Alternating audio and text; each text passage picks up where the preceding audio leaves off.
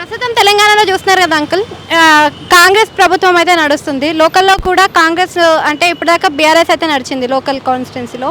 So BRS పోతే ఇప్పుడు కాంగ్రెస్ వచ్చే అవకాశం ఉందంటారా మరి లోకల్ బాడీ ఎలక్షన్స్లో? అది చెప్పలేం. కాంగ్రెస్కి అవకాశాలు ఉన్నాయి. ఎందుకని అట్లా? ఇక ప్రభుత్వం ఏది ఉంటే అదే వస్తుంది. అంటే కాంగ్రెస్ పార్టీకి అడ్వాంటేజ్ ఇది. కాంగ్రెస్లో గవర్నమెంట్ ఇచ్చే 6 పథకాల్లో మీకు ఎన్ని పథకాలు అందినాయి?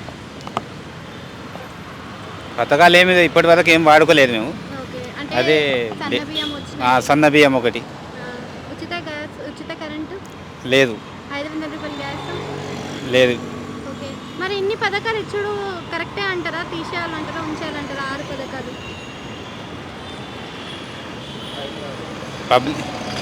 ప్రజలకు సక్రమంగా అందాలి అవి ఓకే, ఇల్లు ఉన్నవి. కోసం అని చెప్పేసి సర్వేలు చేసిండ్రు కదా, డబుల్ బెడ్రూమ్లు వచ్చే అవకాశాలు ఉన్నాయంటారు అసలు? అందరికీ ఏమో అవి ఎప్పటికో మళ్ళీ 10 సంవత్సరాలు కావాలి అవి. కేసీఆర్ ఉన్నప్పుడు వచ్చినాయి కదా మరి డబుల్ కేసీఆర్ బెడ్రూమ్. ఎవరికి రాలేదు కదా. కేసీఆర్ ఉన్నప్పుడు కూడా ఎవరికి రాలేదు. నాకు వచ్చినాయని నాకు ఇప్పటి వరకు ఒక్కడు కూడా చెప్పలేదు.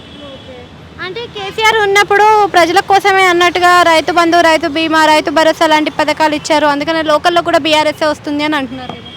రైతు బంధు ఇప్పుడు కూడా ఇస్తున్నారు కదా, మొన్న ఇచ్చారు కదా.